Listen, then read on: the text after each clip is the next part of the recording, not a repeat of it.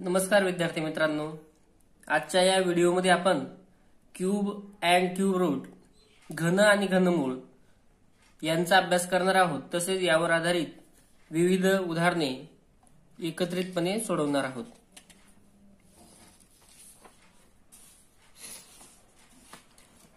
तर पाहूया क्यूब म्हणजे काय. तर एखादी संख्या 3 वेळा घेऊन गुणाकार केला तर त्या येणाऱ्या संख्येला दिलेल्या संख्येचा घन असं म्हणतात. पुन्हा एकदा सांगतो, एखादी संख्या 3 वेळा गुणाकारात आली तर येणारा गुणाकार म्हणजे त्या संख्येचा घन होईल. The result of multiplying a number by it self 3 times. हे महत्वाचं आहे. 3 टाइम्स. 2 टाइम्स असेल तर त्याला आपण स्क्वेअर म्हणतो आणि 3 टाइम्स असेल तर त्याला आपण क्यूब असा शब्द वापरतो. आता एक उदाहरण आपण घेतलेलं आहे. 7चा घन जर विचारलं तर आपण काय करायला पाहिजे? 7 गुणिले 7 गुणिले 7 बरोबर त्याचं उत्तर आलेलं आहे 343. आता एखाद्या ऋण संख्येचा जर आपल्याला घन विचारला तर ऋण 3चा घन, तर आपल्याला ऋण 3 गुणिले ऋण 3 गुणिले ऋण 3 करावं लागेल आणि 3चा घन जो आहे तो लिहून घ्यायचा. ऋण संख्येचा घन ऋणच असतो म्हणून ऋण 27 किंवा -27 हा त्याचा क्यूब आलेला आहे. आणि हे आपल्याला या पद्धतीने लिहायचंय. 3चा घन डोक्यावर आपल्याला 3 लिहिला की 3चा घन असं होतं. या ठिकाणी आपण 7चा घन म्हणजे 7च्या डोक्यावर आपल्याला 3 लिहावं लागेल.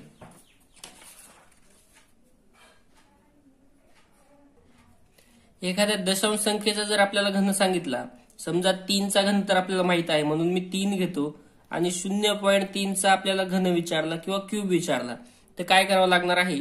3चा किंवा 0.3 इंटू 0.3 इंटू 0.3 म्हणजेच त्याचा आन्सर येणार आहे 27. आता जर आपण मोजले तर इथे एक दशांश चिन्ह आहे, एक घर, 2 आणि 3 म्हणजे शेवटून आपल्याला 3 घरानंतर दशांश चिन्ह द्यायचं आहे. 1, 2 आणि 3 दशांश चिन्ह 0. यावरून आपली एक गोष्ट लक्षात येते की जर संख्येमध्ये एक दशांश चिन्ह असेल तर घनामध्ये किंवा परफेक्ट क्यूब नंबर मध्ये 3 दशांश चिन्ह दिसणार आहेत. शेवटून 3 घरानंतर दशांश चिन्ह राहील. इथे 1 असेल तर तिकडे 3 म्हणजेच काय, जर इकडे 1 घर असेल तर तिकडे आपल्याला 3 घरं, इकडे जर 2 घरानंतर असेल तर तिकडे 6 घरं. याचाच अर्थ तिप्पट दशांश चिन्ह होतात आणि स्क्वेअर मध्ये दुप्पट होतात. जर वर्ग राहिला असता या संख्येचा तर इथे 1 दशांश चिन्ह असल्यास तिकडे 2 होतात आणि घन करताना मात्र दशांश चिन्ह हे 3 पटीने वाढतात म्हणजे तिप्पट होतील. जर एखाद्या संख्येवर 10चा घन करायचा आहे, 10चा घन म्हणजे 1चा घन 1 आणि या शून्याच्या ऐवजी आपल्याला लिहायचे 3 शून्य म्हणजे शून्यांची संख्या किंवा दशांश चिन्ह जे आहेत यांची संख्या ही तिप्पट होणार आहे. पुढे पाहूया काय आहे. Cube of positive number is positive. आत्ताच आपण लिहिलं की निगेटिव्ह नंबर जर असेल तर त्याचा क्यूब येणार आहे निगेटिव्ह. म्हणजेच मी लिहितो ऋण संख्या असेल आणि जर त्याचा आपल्याला क्यूब विचारला तर तो येणार आहे ऋण. आणि जर धन संख्या असेल म्हणजे पॉझिटिव्ह नंबर आणि त्याचा क्यूब जर विचारला तर तो येणार आहे धन. हेच वर्गाच्या बाबतीत किंवा स्क्वेअरच्या बाबतीत काय असतं तर ऋणचा स्क्वेअर करा तो येणार आहे धन किंवा धनचा स्क्वेअर करा तो सुद्धा येणार आहे धन. हे कशा बाबतीत आहे? स्क्वेअरच्या बाबतीत. पुन्हा एकदा लक्षात घ्या, जर मायनस संख्येचा किंवा निगेटिव्ह संख्येचा आपण क्यूब केला तर तो येणार आहे निगेटिव्ह. मायनसचा क्यूब निगेटिव्ह. पॉझिटिव्ह नंबर असेल तर त्याचा क्यूब येतो पॉझिटिव्ह. मायनस संख्या किंवा निगेटिव्ह नंबर असेल तर त्याचा स्क्वेअर आहे तो येतो पॉझिटिव्ह आणि पॉझिटिव्ह नंबर असेल त्याचाही पॉझिटिव्ह. स्क्वेअरच्या बाबतीत दोघं ठिकाणी पॉझिटिव्ह आन्सर येतं. संख्या मायनस असो किंवा प्लस असो दोघांचे आन्सर प्लसच राहणार आहे. पण क्यूबच्या बाबतीत मात्र जर आपल्याला दिलेली संख्या मायनस असेल तर आपला आन्सर मायनस आणि जर आपल्याला दिलेली संख्या पॉझिटिव्ह असेल तर आपला आन्सर असणार आहे पॉझिटिव्ह. -1चा क्यूब. आता 1चा क्यूब 1च येतो आणि मायनस आहे म्हणून आपण त्याला द्यायचं आहे मायनस. या ठिकाणी पाहूया -1चा क्यूब आपण घेतल्यानंतर आता 1चा क्यूब 1 पॉझिटिव्ह 1 आहे म्हणून त्याचा आन्सर पॉझिटिव्ह झालेला आहे. या बाबतीत -1 चा जर आपण स्क्वेअर केला, -1 चा स्क्वेअर, तर तो येणार आहे पॉझिटिव्ह म्हणजे +1, आणि जर का 1 चा स्क्वेअर तर तो 1 येणार आहे.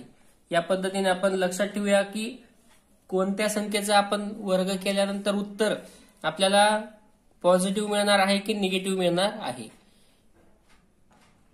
मागील एका व्हिडिओमध्ये आपण क्यूब करण्याच्या आणि क्यूब रूट काढण्याच्या सोप्या पद्धतींचा अभ्यास केला आहे. तसेच वर्ग आणि वर्गमूळ किंवा स्क्वेअर आणि स्क्वेअर रूट काढण्याच्या देखील विविध पद्धती आपण अभ्यासल्या. आता आपण शॉर्टकट पद्धतीने पाहूया. क्यूब रूट पुन्हा एकदा थोडं उजळणी घेऊ आणि नंतर पुढच्या उदाहरणांकडे आपण जाऊया. आता सर्वप्रथम आपल्याला जर या संख्येचा स्क्वेअर करायचा असला, क्यूब करायचा आहे, म्हणजे 0.2 चा आपण क्यूब करणार आहोत, तर आधी आपण 2 चा जो क्यूब आहे तो लिहून घ्यायचा आहे. 2 चा क्यूब आहे 8, आणि इथे किती घरानंतर पॉइंट आलेले आहेत ते आपण उजवीकडून चेक करायचे आहेत. एका घरानंतर पॉइंट आहे म्हणून आपण इथे द्यायचे 3 घरानंतर, 1, 2 आणि 3. आता बघा 1, 2, 3 घरं झालेले आहेत. आता पॉइंट द्यायचा म्हणजे त्याचा आन्सर येणार आहे 0.008. याचा आन्सर बघूया. आता 2 चा स्क्वेअर 8 असणार आहे, आणि दशांश चिन्ह बघितले तर 1 आणि 2 म्हणजे 2 प्लेस नंतर पॉइंट आलेला आहे. तर आपल्याला आन्सर मध्ये 2 इंटू 3 म्हणजे तिप्पट करायचे आहेत, म्हणजे 6 पॉइंट असणार आहेत. 1, 2, 3, 4, 5 आणि 6 नंतर पॉइंट आणि मग 0. हे त्याचं आन्सर असणार आहे. 0.6 चा क्यूब, आता 6 चा क्यूब आपल्याला माहित आहे 216, आणि नंतर 1 दशांश चिन्ह आहे म्हणजे इथे किती यायला पाहिजे 3, एकाच्या तिप्पट 3 आणि दशांश चिन्ह 0. अशा पद्धतीने त्याचा आन्सर येणार आहे 0.216. आता हा एक चार्ट आहे तो आपण समजून घेऊया. जर एखादा नंबर आहे त्याच्या युनिट प्लेसला 1 असेल तर जो आपला क्यूब येणार आहे त्याच्या सुद्धा युनिट प्लेसला 1 येणार आहे. अशा बऱ्याच संख्या आहेत की त्याच संख्या क्यूब मध्ये पण आपल्याला लास्टला म्हणजेच युनिट प्लेसला दिसणार आहेत. जर आपल्या संख्येच्या युनिट प्लेसला 2 असेल तर क्यूब जो काढला, क्यूब घेणार आहोत किंवा क्यूब करणार आहोत त्याच्या युनिट प्लेसला आपल्याला दिसणार आहे 8. जर आपल्याला संख्येमध्ये युनिट प्लेसला 3 असेल तर त्याच्या क्यूब मध्ये असणार आहे 7. जर आपण संख्येमध्ये 4 असेल तर क्यूब मध्ये सुद्धा 4. बघा 1, 1, 4, 4, 5, 5, 6 चा सुद्धा 6 राहील आणि 9 चा 9 राहील. मग आता 6 असेल तर 6, 7 असेल तर लास्टला 3 येणार आहे, 3 असेल तर 7, 7 असेल तर 3, 2 असेल तर 8 येईल शेवटी, आणि 8 जर असला आपल्या संख्येच्या शेवटी तर जे आन्सर येणार आहे किंवा क्यूब येणार आहे त्याच्या शेवटी असणार आहे 2. 8 असेल तर 2, 2 असेल तर 8. आणि बाकी जे आहेत हे सेम आहेत. कोणते कोणते सेम आहेत? 1, 4, 5, 6 आणि 9. हे डिजिट संख्येमध्ये पण आणि क्यूब मध्ये पण सेमच असणार आहेत लास्टला, म्हणजेच युनिट प्लेसला किंवा एकक स्थानी हे अंक समान असतात. जर का संख्येमध्ये 1 असेल तर घनामध्ये सुद्धा 1 असणार आहे, संख्येमध्ये 4 असेल तर घनामध्ये सुद्धा 4 असणार आहे, संख्येत शेवटी 5 असला तर पूर्ण घन संख्येमध्ये सुद्धा शेवटी 5च असणार आहे, संख्येत 6 असेल तर 6 आणि 9 असेल तर 9. इतर 2 ठिकाणी मात्र 2 असेल तर 8, 8 असेल तर 2, 3 असेल तर 7 येईल आणि 7 असेल तर 3 येईल. आता याचा वापर करून आपल्याला घनमूळ काढायचं आहे. घनमूळ काढत असताना सर्वप्रथम आपण शेवटच्या 3 घरांपर्यंत एक गट करून घ्यायचा आहे आणि उरलेल्या सर्व संख्यांचा आपण एक गट करायचा आहे. आपण वर्गमूळ करताना काय केलं होतं? 2 संख्यांचा एक गट केला होता आणि उरलेल्या संख्यांचा एक गट केला होता. या ठिकाणी घन आहे म्हणून आपण 3 संख्यांचा गट करणार आहोत. मग आता पाहूया, शेवटी 4 आहे तर आपण पाहिलं की जर शेवटी या आता ही मधली संख्या म्हणजे कोणती असणार आहे? या खालच्या संख्यांपैकी किंवा पूर्ण घन संख्यांपैकी. जर संख्येच्या जो आहे तो युनिट प्लेसला 4 आहे म्हणजेच आपल्याला जे उत्तर येणार आहे किंवा क्यूब रूट येणार आहे त्याच्या युनिट प्लेसला असणार आहे 4. मग लिहून घेतला तो मी, कारण जर संख्येत 4 असला तर घनात पण 4 असतो. ज्या पद्धतीने आपण पाहिलं. नंतर हा जो पुढे आहे पहिला गट आपला संपला, त्याचं उत्तर आपल्याला मिळालेलं आहे 4. शेवटी 4 कधी येतो? तर एकक स्थानी 4 असेल तरच पूर्ण घनसंख्येमध्ये शेवटी 4 येतो. आणि इकडे 2चं पाहूया. या 2 मधून कोणत्या संख्येचा क्यूब आपल्याला मायनस करता येईल एवढं बघायचं आहे. जास्तीत जास्त मोठी ही संख्या पाहिजे आहे की जिचा क्यूब आपल्याला या पुढच्या 2 मधून मायनस करता येईल. तर पाहूया, या 2 मधून मला फक्त 1चा स्क्वेअर मायनस करता येतो म्हणून मी लिहिला 1. थोडक्यात माझा आन्सर मिळालेला आहे मला 2744 याचा घनमूळ आहे 14 किंवा 2744चं क्यूब रूट आहे 14. पुढचं पाहूया. या ठिकाणी सुद्धा आपण तेच करणार आहोत. शेवटचे 3 घरं घ्यायचे, त्यांना अंडरलाईन करून घेऊ आणि राहिलेले बाकीचे घरं त्यांना आपण एक वेगळा भाग करूया. तर सर्वप्रथम 7 आहे. क्यूब रूट मध्ये असलेल्या संख्येच्या लास्टला म्हणजेच युनिट प्लेसला 7 आहे. तर आपण पाहूया 7 कधी येतो. तर आपल्याला जे उत्तर मिळणार आहे किंवा क्यूब रूट आहे त्याच्या शेवटी असणार आहे 3, तरच आपण इथं 7 आहे असं म्हणू शकतो. मग 7 आहे म्हणून मी लिहिला 3. आणि नंतर पहिला गट आहे, त्या गटातून कोणत्या संख्येचा क्यूब मायनस करू शकतो. यामध्ये पाहिलं तर 3चा क्यूब आपण मायनस करू शकत नाही. मग 2चा क्यूब आहे की जो आपण मायनस करू शकतो 8, म्हणून मी जो आहे फर्स्ट डिजिट लिहिलेला आहे 2. अशा प्रकारे आपल्याला आन्सर मिळालेला आहे 23. म्हणू शकतो आपण 12167चं घनमूळ. या ठिकाणी घन लिहित असतो बघा, वर्गमूळ लिहिताना या ठिकाणी 2 लिहिण्याची गरज नसते. स्क्वेअर रूट जेव्हा आपण लिहितो त्यावेळेस इथे 2 लिहित नाही, परंतु क्यूब रूट असल्यानंतर या ठिकाणी 3 लिहायचा आहे. चला, तिसरं रूप 12167चं घनमूळ आलेलं आहे 23. आता पुढे थोडी मोठी संख्या आहे, पाहूया. शेवटच्या 3 अंकांचा एक गट आणि उर्वरित सर्व अंकांचा एक गट केला. शेवटी 8 आहे. 8 कधी येतो तर संख्येच्या शेवटी 2 असायला पाहिजे, म्हणजे पहिला टप्पा आपला झालेला आहे. दुसऱ्या टप्प्यामध्ये आपण या 373 मधून आपल्याला कोणत्या संख्येचा क्यूब मायनस करता येईल आपण पाहूया. या ठिकाणी मी मुद्दाम लिहून ठेवलेत म्हणजे पटकन तुम्हाला लक्षात येईल. तर हे 512 तर मायनस होऊ शकत नाही, म्हणजेच मला 7चा क्यूब मायनस करणं शक्य आहे, म्हणून मी या ठिकाणी पहिला जो अंक आहे तो लिहिला 7. याचा अर्थ 72चा क्यूब आहे 3,73,248 किंवा 3,73,248चं घनमूळ आहे 72. अशा प्रकारे आपण सहज आणि 2 टप्प्यांमध्ये आपल्या उत्तरापर्यंत जाऊ शकतो, घनमूळ काढू शकतो. वर्गमूळ काढण्यापेक्षाही सोपं घनमूळ काढणं आहे, कारण वर्गमुळामध्ये आपल्याला 2 अंक शेवटी मिळतात, परंतु घनमुळामध्ये फक्त शेवटचा अंक एकच मिळतो की ज्यामुळे आपण सहज सांगू शकतो. 4 तर फक्त इथे 4 आहे. आपल्याला जर वर्गमूळ राहिला असतं तर 2 पण राहिला असता आणि 8ही राहिला असता. मग 2 किंवा 8 दोघांपैकी आपल्याला उत्तर अजून पुन्हा शोधावं लागतं, परंतु या ठिकाणी तसं नसतं. पाहूया पुढचं उदाहरण. शेवटच्या 3 घरं आणि नंतर राहिलेले उर्वरित जेवढे असतील तेवढे. आता शेवटी 8 कधी येतो पाहूया. पुन्हा एकदा शेवटी 8 आलाय, म्हणजेच काय आपलं उत्तराचा जो युनिट प्लेसचा अंक आहे तो आहे 2.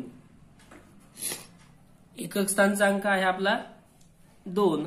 त्यानंतर हा 32 आहे पुढे. या 32 मधून आपण कशाचा क्यूब मायनस करू शकतो तर आपण पाहिलं तर आपल्याला फक्त आपण 3चा क्यूब त्याच्यातून मायनस करू शकतो, 4चा त्याच्यातून जाणार नाही. म्हणून माझं पहिलं डिजिट जे आहे ते आहे 3. थोडक्यात मला आन्सर मिळालेला आहे 32. म्हणजे 32,768 हे घनमूळ आहे 32चे. 32,768चे घनमूळ 32 आहे किंवा 32चा क्यूब 32,768 आहे. आता हे आहे, याचेही तेच करूया. शेवटचे 3 घरांचा एक गट आणि उरलेले जेवढे घर आहेत त्यांचा एक गट. शेवटी 6 कधी येतो तर आपण पाहिलं की 6 असेल तर 6 येतो. मग चला 6 लिहून घेतला. आणि जो पुढे 2 आहे या 2 मधून कोणत्या संख्येचा क्यूब मायनस करता येईल किंवा कोणत्या संख्येचा घन आपल्याला मायनस करता येणार आहे तर तो आहे 1. मग लिहून घेतला तोही. तर आन्सर आलेला आहे 16 म्हणजेच 16. पुढे अजून एक शेवटचं उदाहरण आहे. शेवटच्या 3 घरांचा एक गट केला आणि राहिलेले जे आहेत त्यांचा एक गट करून घेतला. शेवटी 4 कधी येतो तर 4चं 4च आहे. 1 1 4 4 5 5 6 6 आणि 9 9 हे तर सेम आहेत, त्याच्यामुळं कन्फ्युजनचं काहीच काम नाही. शेवटी 4 असल्यानंतरच येतो. आणि या 13 मधून कोणत्या संख्येचा क्यूब आपल्याला मायनस करता येईल? 3 चा क्यूब घेऊन पाहिला तर 27 आहे, तो मायनस होणार नाही. म्हणजेच आपल्याला 2 चा क्यूब मायनस करावा लागेल. म्हणून आपलं पहिलं डिजिट जे आहे ते आहे 2.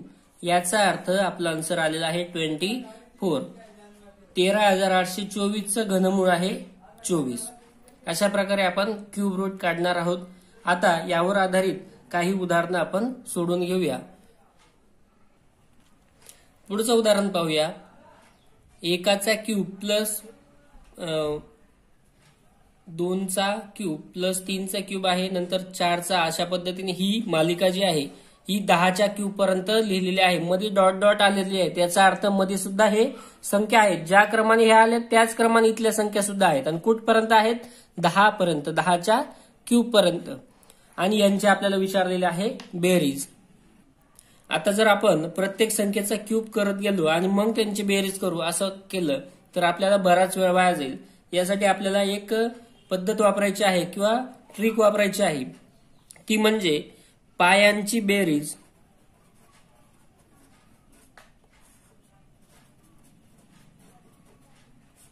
आणि त्याचा स्क्वेअर करायचा आहे. म्हणजे आपल्याला याचा आन्सर मिळणार आहे. पाया म्हणजे या ठिकाणी बेस म्हणतो मी. बेस 1 2 3 4 यांना बेस म्हटलं जाईल आणि हे वरती आहेत क्यूब त्यांचे. तर बेसची सम करायची, बेसची सम आणि त्याचा करायचा आहे फक्त स्क्वेअर. म्हणजे आपल्याला याचा आन्सर मिळणार आहे. आता 1 ते 10 ची बेरीज कशी करायची हे देखील आपण पाहिलं. 1 ते 10 ची बेरीज, त्यासाठी आपण सूत्र लिहून घेतलं होतं. सूत्र लिहितो n+1 आणि खाली आहे 2. म्हणजे n आहे या ठिकाणी आपला 10, नंतर 10+1 म्हणजेच 11 छेद 2, बे पंचे 10 आणि उत्तर आहे याचा 55. आता 55चा काय करायचं आपल्याला? ही झाली फक्त सम. 1 ते 10 पर्यंतची सम कशी काढायची? तर n ब्रॅकेटमध्ये n+1/2 आणि ही झाली आपली 1 ते 10 पर्यंतची बेरीज किंवा 1 ते 10 पर्यंतची बेरीज पार्ट आहे तुमची, ती आहे 55. आता या 55चा स्क्वेअर केला तर यांच्या क्यूबची आपल्याला सम मिळणार आहे. 55चा स्क्वेअर करण्यासाठी सुद्धा आपण सोपी पद्धत पाहिलेली आहे. या शेवटच्या 5चा वर्ग 25 लिहून घ्यायचा आणि नंतर हा जो पुढे 5 आहे याच्या नेक्स्ट नंबर तो आहे 6, यांचा गुणाकार करायचा म्हणजे 5 सक 30.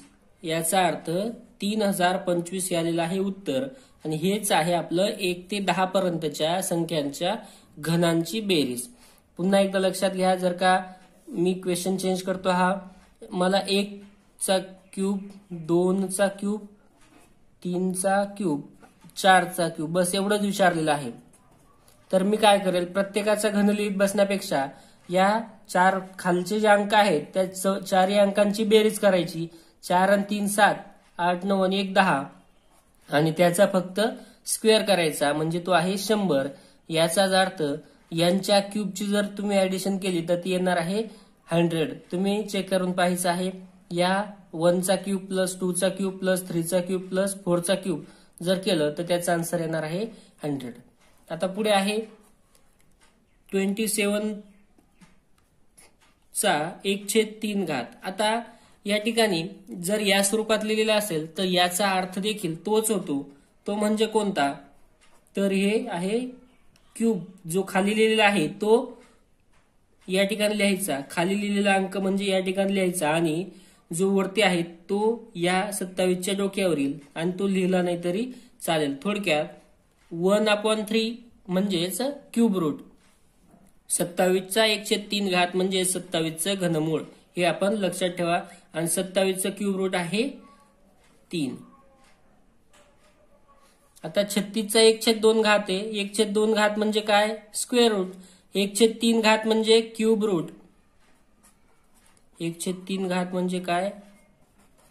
क्यूब रूट काढायचंय आणि 1/2 म्हणजे स्क्वेअर रूट आपल्याला काढायचं आहे. आता 36चा 1/2 म्हणजे स्क्वेअर रूट आहे. स्क्वेअर रूट मध्ये ते 36 आपण लिहून घेतला आणि त्याचा आन्सर येणार आहे 6, कारण 36 हा 6 चा स्क्वेअर आहे. अशा पद्धतीने लक्षात ठेवा. या दोन्ही ठिकाणी बऱ्याच वेळा मुलं कन्फ्युज असतात की 1/3 घात आला आता काय करायचं, तर 1/3 घात म्हणजेच घनमूळ आणि 1/2 घात असेल एखाद्या संख्येचा त्याचा अर्थ असतो वर्गमूळ. पुढचं उदाहरण पहा. घनमुळामध्ये 1331 अधिक घनमुळात 2197 आणि खाली आहे वर्गमुळामध्ये 36. हे आपल्याला सोडवायचं आहे. तर काय करूया, आधी याचं क्यूब रूट आपल्याला काढावं लागेल. शेवटून 3 घरं आणि नंतर 1. यात शेवटचा अंक 1 आहे, तर मी पुन्हा तक्ता समोरच ठेवलेला आहे. शेवटी 1 कधी येतो, तर 1 असल्यानंतर, म्हणजे माझ्या उत्तरातला पहिलं मला डिजिट मिळालेलं आहे जे युनिट प्लेसला असतं ते आहे 1. नंतर या 1 मधून कशाचा क्यूब आपण मायनस करू शकतो, तर त्याच्यामधून आपण फक्त 1 चा क्यूब आपण मायनस करू शकतो जास्तीत जास्त, म्हणून पहिलं डिजिट सुद्धा आलेलं आहे 1. थोडक्यात हा जो आहे 1331 हा कशाचा क्यूब आहे, तर 11 चा क्यूब आहे. याचं उत्तर आलेलं आहे हे. आता ज्यावेळेस आपण त्याचा क्यूब रूट काढून घेतलेला आहे, तर हे साईन विसरून जायचं, ते सोडून द्यायचं. नंतर प्लस या ठिकाणी याचं क्यूब रूट शोधूया आपण. शेवटचे 3 डिजिट आहेत आणि नंतर 1. शेवटचा जो डिजिट आहे तो 7 आहे. 7 कधी येतो, तर उत्तराच्या आपल्या शेवटी 3 असायला पाहिजे, तरच इथे 7 येऊ शकतो. म्हणजेच माझं उत्तराचं पहिलं डिजिट मला मिळालेलं आहे 3, ते आहे युनिट प्लेसचं. नंतर या 2 मधून कोणत्या संख्येचा क्यूब आपण मायनस करू शकतो, तर तो आहे 1. म्हणजेच या ठिकाणी पहिलं डिजिट आपल्याला मिळालं 1. थोडक्यात मी म्हणू शकतो की 2197चं आपण जर क्यूब रूट काढलं तर ते येणार आहे 13. आता खाली काय आहे पाहूया. खाली आहे स्क्वेअर रूट मध्ये 36 आहे. हा नीट लक्षात घ्यायचा, हा हे क्यूब रूट आहे आणि हे स्क्वेअर रूट आहे. स्क्वेअर रूट लिहिताना इथं 2 लिहिण्याची गरज नाही, क्यूब रूट लिहिताना मात्र 3 लिहावा लागतो. आता हे 36 म्हणजे कशाचा वर्ग आहे, तर हा आहे 6 चा वर्ग. तर पुढे बघूया काय होतं. 3 अधिक 1 4 आणि 1 अधिक 1 2 म्हणजे 24 आणि छेद 6. जर आपण हा भाग दिला तर 6 चौक 24 आणि शेवटी उत्तर आलेलं आहे 4. चला पुढचं उदाहरण पाहूया. यामध्ये काय आहे, तर एक सुरुवातीला क्यूब स्क्वेअर रूट दिलेला आहे आणि त्या स्क्वेअर रूट मध्ये स्क्वेअर रूट आहे, याच्या ठिकाणी लिहिलेलं नाही म्हणजे हा स्क्वेअर रूट आहे. त्याच्यामध्ये क्यूब रूट मध्ये 1728 आणि दुसऱ्या रूट मध्ये आहे, दुसऱ्या क्यूब रूट मध्ये आहे 13824. तर आता या दोन्ही ठिकाणी आपल्याला आधी काय करायचं, हे बाहेरचं जसं आहे तसंच. जर या पद्धतीने एकमेकांमध्ये आले तर आपण आधी सुरुवात मधल्यामधून करायची. जो शेवटून येईल किंवा मध्ये आहे त्याचा आधी आपल्याला सोडून घ्यायचा आणि मग बाहेरचा सोडवायचा आहे. तर हा जो बाहेरचा आहे तो मी जसा आहे तसंच लिहून घेतो. मग याचं काय आन्सर येईल ते पाहूया. शेवटच्या 3 घरांवर मी अंडरलाईन केली आणि राहिलेले घरं आहेत 1. तर आता इथे सुद्धा शेवटच्या 3 घरांवर अंडरलाईन करूया आणि उरलेले आहेत 2 घरं. तर आता सर्वप्रथम 8 कधी येतो, तर बी अजूनही चार्ट समोरच आहे आपल्या. तर 8 कधी येऊ शकतो, एंडिंगला 8 येतो. क्यूब रूट मधल्या संख्येच्या क्यूब रूट मधील संख्येच्या शेवटी 8 जर आला तर आपल्या आन्सरच्या शेवटी 2 असणार आहे. तो लिहून घेतला 2. नंतर या ठिकाणी पहिला जो आहे 1, तो 1 किंवा त्याच्यामधून कोणती क्यूब रूट मधली संख्या आपण मायनस करू शकतो, म्हणजे एकातून आपण जास्तीत जास्त 1 मायनस करू शकतो. याचा अर्थ पहिला जो डिजिट आहे तो आलेला आहे 1, म्हणजे आपला आन्सर आलेला आहे 12. हा 1728 किंवा 1728 हा कशाचा क्यूब आहे, 12 चा. त्यानंतर प्लस हे जे आहे हे कशाचा क्यूब आहे ते आपल्याला शोधायचं आहे. तर शेवटी 4 आहे. 4 कधी येऊ शकतो शेवटी, तर आपल्याला जे आन्सर येणार आहे किंवा क्यूब रूट आहे त्याच्या सुद्धा शेवटी काय असणार आहे 4. आणि ह्या 13 मधून कशाचा क्यूब आपण मायनस करू शकतो, 3 चा क्यूब आपण मायनस करू शकत नाही, 27 आहे. मग आपल्याला करावं लागेल 2 चा क्यूब मायनस, म्हणजेच थोडक्यात फर्स्ट डिजिट आपला जो आहे तो आहे 2. आता आपल्याला हे 2 गोष्टी दिलेल्या आहेत आणि या स्क्वेअर रूट मध्ये आहेत. आता पाहूया काय मिळतं आपल्याला. तर वर्गमुळामध्ये या दोघांची बेरीज आहे 12 अधिक 24, यांची बेरीज येते 36 आणि स्क्वेअर रूट मध्ये 36 म्हणजे आपल्याला माहित आहे त्याचं उत्तर येतं 6 किंवा 36 हा कशाचा वर्ग आहे, तर 6 चा वर्ग आहे. पुढे अजून एक प्रश्न आहे पहा. If 169 into 81 is equal to 13,689 then. आता तीच संख्या जी इथे दिलेली आहे तीच संख्या स्क्वेअर रूट मध्ये दिलेली आहे आणि त्या ठिकाणी एका 2 घरानंतर पॉईंट दिलेला आहे. तर आपल्याला याचं स्क्वेअर रूट विचारलेलं आहे. या ठिकाणी चेक करून घ्यायचं क्यूब रूट आहे की स्क्वेअर रूट.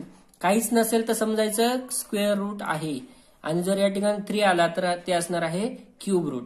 मग आता याचा आन्सर शोधायचा आहे. हे दिलं याचा अर्थ याचा काही ना काही या ठिकाणी संबंध आहे. मग काय करायचं आहे तर हा जो गुणाकार आहे 13,689 हा गुणाकार या 2 संख्यांचा आहे. मग मी काय करतो दशांश चिन्ह थोड्या वेळ बाजूला ठेवतो आणि ही जी संख्या ही 2 प्रकारे मला लिहिता येते. 169 इंटू 81 या पद्धतीने मी लिहू शकतो. मग आता मला याच्यात अजून शॉर्टकट झालेला आहे. 169 हा कशाचा स्क्वेअर आहे तर हा आहे 13 चा स्क्वेअर आणि इंटू हा 81 जो आहे हा स्क्वेअर आहे 9 चा. तर आपल्याला या दोघांचा जर गुणाकार केला तर आपल्याला आता उत्तर मिळणार आहे.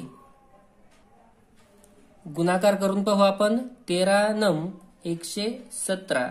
आता हे आपलं उत्तर आहे का तर आपल्याला या ठिकाणी दशांश चिन्ह दिले होते. आपण विचार करायचा मध्ये किती घरानंतर दशांश चिन्ह होते. 1 2 उजवीकडून मोजायचे आहेत. मध्ये जर का 2 घरं असतील दशांश चिन्हाचे तर बाहेर 1 असणार आहे म्हणजेच 11.7. 117 जो आला होता तो म्हणजेच काय लिहिणार आहे तर आपण 11.7. जर मध्ये 4 घरानंतर दशांश चिन्ह राहिलं असतं तर आपण इथे दिले असते 2 घर. 4चे निम्मे करायचे आहेत. बघा जेव्हा आपण वर्ग करतो तेव्हा दशांश चिन्ह डबल करा आणि स्क्वेअर रूट किंवा वर्गमूळ करतो त्यावेळेस दशांश चिन्ह निम्मे करायचे आहेत. एक गोष्ट लक्षात घ्यायची आहे की मध्ये जे दशांश चिन्ह येतात ते 2 4 6 असे येतात. मध्ये 3 दशांश चिन्ह कधीच येणार नाहीत. मध्ये 3 दशांश चिन्ह 1 दशांश चिन्ह 5 दशांश चिन्ह कधीच येणार नाहीत. पुन्हा एकदा लक्षात घ्या. हा गुणाकार आपण दिलेला होता तो मध्ये लिहून घेतला. 169 म्हणजे 13चा वर्ग आहे किंवा 169 13चा वर्ग आणि 81 म्हणजे 9चा वर्ग. या दोघांचा गुणाकार केला तर 117 आणि आपलं उत्तर आलं 117. परंतु त्याला दशांश चिन्ह दिलेले आहेत किंवा पॉइंट आहे आणि किती घरानंतर पॉइंट आहे 2. म्हणून आपण जे उत्तर आलेलं आहे त्याला सुद्धा जर मध्ये 2 घरानंतर पॉइंट असेल तर आपण उत्तराला एका घरानंतर पॉइंट द्यायचा आहे. मध्ये 4 घरानंतर पॉइंट असेल तर आपण उत्तराला 2 घरानंतर द्यायचा आहे. म्हणजेच पॉइंटची संख्या ही हाफ करायची आहे किंवा निम्मी करायची आहे. पुढे अजून काही प्रश्न आहेत पाहूया. आता या ठिकाणी वर्गमुळामध्ये मला दिलेला आहे 6.76 किंवा 7.6 आणि खाली 169 ने आपण त्याला भाग द्यायचा आहे आणि त्यानंतर त्याचं करायचं आहे स्क्वेअर रूट किंवा वर्गमूळ. आता थोडक्यात या ठिकाणी मला काही 169चा पाढा येत नाही परंतु आपण थोडासा कॉमन सेन्स जर वापरला आणि 9चा फक्त पाढा म्हणायचा आहे. 9 1 9 9 2 18 9 3 27 म्हणजे शेवटी 7 येईल. 9 चौक 36 म्हणजेच शेवटी 6 येऊ शकतो. मग थोडक्यात मी जर असं म्हणलं की 169ला 4 ने गुणलं किंवा 169चा पाढा मला कितीपर्यंत म्हणायचा आहे 4 पर्यंत तर हे उत्तर येतं का ते आपण चेक करून पाहूया. तर 169 गुणिले 4 4 9 36 हातच्याला 3 4 7 24 27 हातच्याला 2 4 1 4 आणि 2 6 676 उत्तर आलेलं आहे. त्यासाठी मला 169चा पाढा येण्याची गरज नाही किंवा पाढा तयार करण्याची गरज नाही. फक्त चेक करायचं आहे की या खालच्या संख्येने वरती काही भाग जातोय का किंवा हे दोघही संख्या आहेत ते कशाचे स्क्वेअर रूट आहेत का त्यानंतर आपण करू शकतो. मग आता ह्या मी भाग दिला तर 9 चौक 36 म्हणजे माझं जे आन्सर आहे स्क्वेअर रूट मध्ये ते आलेलं आहे 4 आणि नंतर मी पॉईंटचा विचार केला तर मला अंशाचे दशांश चिन्ह जास्त आहेत की छेदाचे तर अंशाचे दशांश चिन्ह जास्त आहेत आणि किती आहेत 2 म्हणून मी उत्तराला 2 दशांश चिन्ह द्यायला पाहिजे. 1 2 दशांश चिन्ह आणि इकडे असणार आहे आपला 0. आता हे जर सोडवलं तर आपण 4 कशाचा स्क्वेअर आहे तर तो आहे 2चा आणि मध्ये 2 दशांश चिन्ह आहेत म्हणजे बाहेर येणार आहे 1 दशांश चिन्ह. त्याचं उत्तर यायला पाहिजे आहे 0.2. आता हा प्रश्न अजून आपण दुसऱ्या पद्धतीने कसा सोडवू शकतो पाहूया. आपण जो वरती पाहिलं तर याचं जर स्क्वेअर रूट काढून घेतलं तर 676 हा आहे 26चा स्क्वेअर म्हणजेच त्याचं जे आन्सर येणार आहे, स्क्वेअर रूटचं चिन्ह निघून जाईल. पहिलं आहे त्याचं आन्सर येणार आहे 2.6, कारण मध्ये 2 दशांश चिन्ह होते, बाहेर येणार आहे 1 दशांश चिन्ह. आणि हा 169 आहे, हा आहे 169 म्हणजे 13चा स्क्वेअर आहे, म्हणून आलेला आहे या ठिकाणी 13. 169चा स्क्वेअर रूट काढलं तर आहे 13.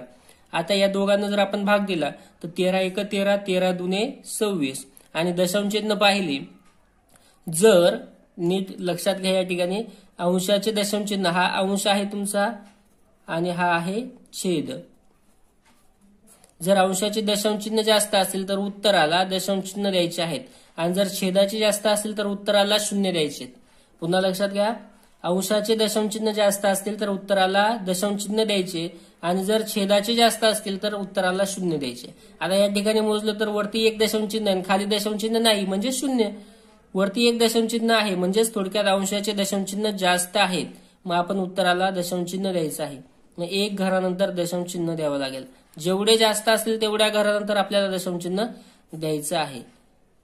0.2 याचं आन्सर येणार आहे. आता हा आहे 110.25, याचा आपल्याला स्क्वेअर रूटच आहे. पुन्हा स्क्वेअर रूट काढत असताना आपण शेवटचे 2 घरांचा विचार करतो, शेवटचे 2 अंकांचा एक गट करूया, नंतर राहिलेले जे अंक असतील त्यांचा गट करतो. शेवटचा अंक 5 आहे, तर याचा अर्थ आपला एकक स्थान येणार आहे 5. आणि हा जो 110 आहे, या 110 मधून आपण कोणत्या संख्येचा स्क्वेअर मायनस करू शकतो, तर तो आहे 100, म्हणजेच 10चा स्क्वेअर.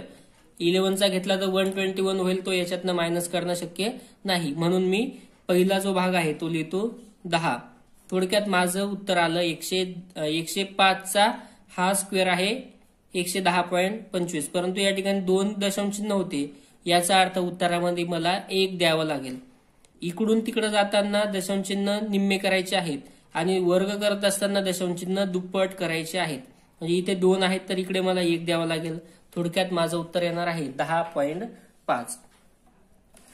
पुढे अजून एक प्रश्न आहे, समजून घ्या. 1.96, आता 196 मी धरतो, एक पॉइंट बाजूला ठेवतो थोड्या वेळ. 196 कशाचा वर्ग आहे, किंवा 196 हा कशाचा स्क्वेअर आहे, तर तो आहे 14चा. आन्सर लिहून घेतलं 14. नंतर पाहिलं की दशांश चिन्ह किती होते, 2, म्हणजे इकडे येणार आहे 1 दशांश चिन्ह 1.4. नंतर प्लस हा 2.25 म्हणजे 225 आहे, हा कशाचा स्क्वेअर आहे, 225 आहे स्क्वेअर आपला 15चा. 15 लिहून घेतला, आणि नंतर दशांश चिन्ह चेक केलं तर मध्ये 2 घरं आहेत, याचा अर्थ बाहेर आपल्याला 1 द्यावं लागेल दशांश चिन्ह, किंवा पॉईंट द्यावं लागेल एका घरानंतर. मी जेव्हा पॉईंट बोलतो त्यावेळी आपण उजवीकडून असा त्याचा अर्थ घ्यायचा, उजवीकडून देत असतो पॉईंट, म्हणून मी 1 घर म्हटल्यानंतर उजवीकडून 1 घर असा अर्थ घ्या. 2.89 हा 17चा स्क्वेअर आहे, आपण 17 लिहून घेतला, आणि नंतर दशांश चिन्ह 2 घरांवर आहे, म्हणजे जिथे द्यावं लागेल 1 घर. आणि छेदस्थानी काय आहे पाहूया. तर आता इथे सुद्धा स्क्वेअर रूटच आहे, आणि हा आहे शेवटचे 2. आपण जर 2116चं स्क्वेअर रूट काढलं तर ते येणार आहे 46. मी ते लिहितो, तुम्हाला स्टेप बाय स्टेप काढता येईल, मी सांगितलेलं आहे स्टेप सर्व.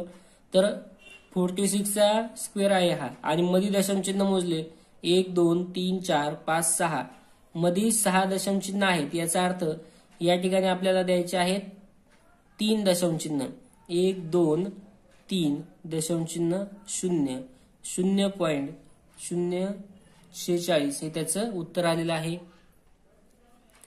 आता वरची बेरीज जर केली आपण तर ती येते 7 + 5 12, 12 + 4 16, 6 चला 1, 1 2 3 आणि 4, आणि दशांश चिन्ह एकच घर, कारण ती बेरीज आहे 4.6, आणि खाली आहे 0.046. आता याचं निरीक्षण करा आणि लक्षात घ्या की दशांश चिन्ह कोणाचे जास्त. मी आत्ताच उदाहरण समजून सांगितलं होतं एक, की दशांश चिन्ह अंशाचे जास्त की छेदाचे जास्त आहेत. आणि आपल्याला या दोघांना जर भाग दिला तर 46 1 46, उत्तर तर 1 आलेलं आहे. त्यानंतर आपल्याला दशांश चिन्ह पाहिले तर छेदाचे जास्त आहेत. किती जास्त आहेत तर खाली 3 घरानंतर आहे, वरती एकच घर आहे. खाली 3 घर आहेत, वरती 1 आहे. मी लिहितो वाटलं तर 1, आणि खाली आहेत 3, म्हणजे खालचे 2 ने जास्त आहेत. म्हणून आपल्याला उत्तरावर 2 शून्य द्यावे लागतील.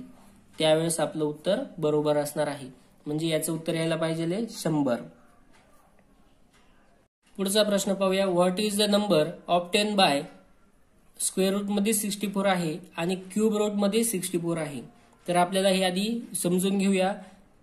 मराठीमध्ये फक्त वर्गमुळात 64 अधिक घनमुळात 64 यांची बेरीज किती असा प्रश्न आहे. तर 64 हा वर्ग आहे 8चा आणि घनमुळामध्ये 64 त्याचा अर्थ आहे 4.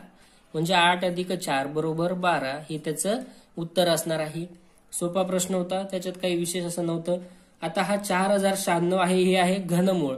तर घनमूळ कसं काढतो आपण, तर शेवटच्या 3 घरांचा एक गट करू आणि नंतरचा एक गट.